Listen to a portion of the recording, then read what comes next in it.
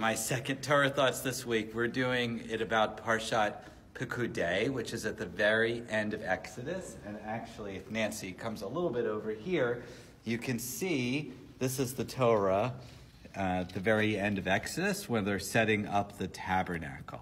And we're here with Harvey because I want to talk to him about what it means to be Gabbai. In my Torah thoughts this week, I explore the term sexton and Gabbai and beetle, and shamash is another term. So I thought it would be fun to get his perspective. So what does it mean when you're Gabbai? What are you doing up here? Well, first of all, Gabbai and rabbi seem to rhyme. But the only thing they have in common is that they rhyme. Gabbai comes from an Aramaic word meaning a tax collector.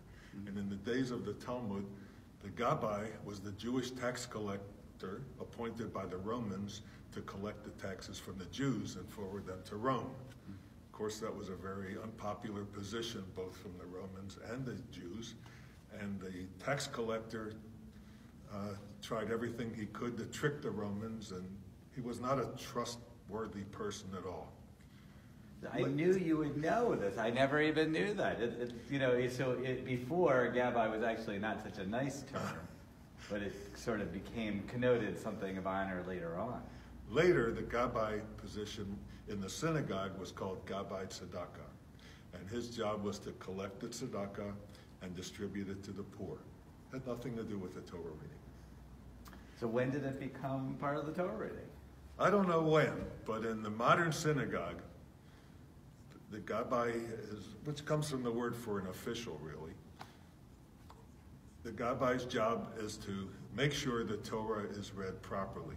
It says in Deuteronomy, you shall not add, you shall not subtract, and you shall not change a single word in the Torah. So the Gabbai's job is to make sure when the Torah is read by the Torah reader, the Baal Koreh or Baal Koriyah, that every word is as perfect as humanly possible. So when you're standing over there, because this is actually his perfect place, and often at a synagogue, any synagogue, when you're on the bima, the Gabbai has a specific part, and the people coming up for the blessings are usually on the opposite side.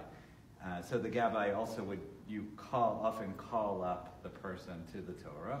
In a traditional congregation, there'd be two Gabbaim, Gabbaot, one on each side of the reader, and one of the Gabbai's responsibilities is calling up the people. Now, in traditional synagogue, there are restrictions on who is called first and who is called second and who is called for subsequent aliyot based on the old classification of Kohen, Levi, and Yisrael. Those are the different priestly classifications.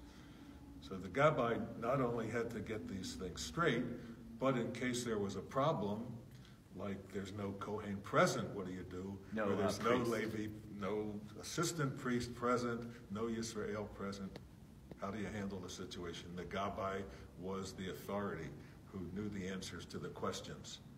One thing I never ran into is suppose all of the congregants present were Kohanim, which statistically probably cannot happen, but what is the Gabbai supposed to do? I don't know. Have to ask a rabbi for that one. So, the Gabbai would ask the rabbi.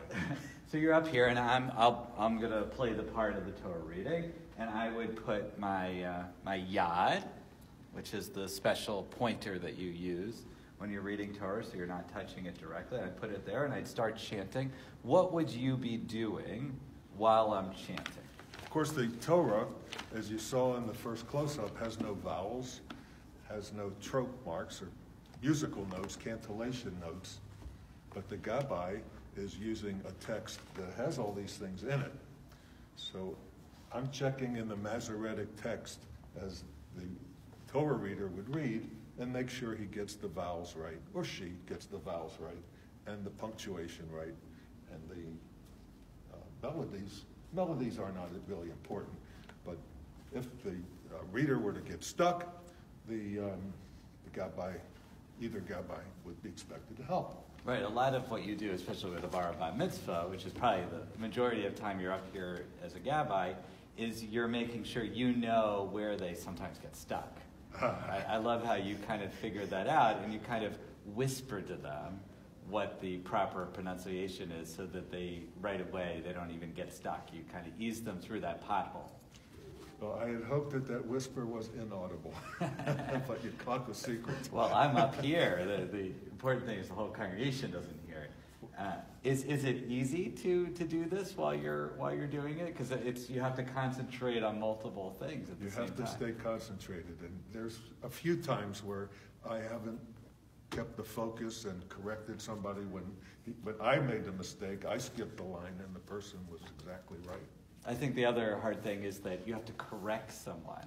Especially with kids, it's one thing, but with adults, it can be challenging. They don't always like to be corrected. We use some discretion on what's an error and what's not really an error. It's almost correct. I had this one Gabbai in Israel where she would correct everything. I was so nervous. It was before Purim one year, and we had 2 different services. And I had chapter 4, and my friend had chapter 4. And I was preparing. I didn't want to have any mistakes because she was so tight with it, and I was just really, really afraid. And lo and behold, I got the easy Gabbai, and my friend got the hard. And I came out, I didn't even make any mistakes. And my friend, it was terrible. So why don't we, since we're at the end of Exodus, why don't we just do chazak, chazak, v'nit chazek, strengthen, strengthen, be strengthened. Chazak, chazak, v'nit chazek. Have a great rest of your week. Shabbat shalom. Shabbat shalom.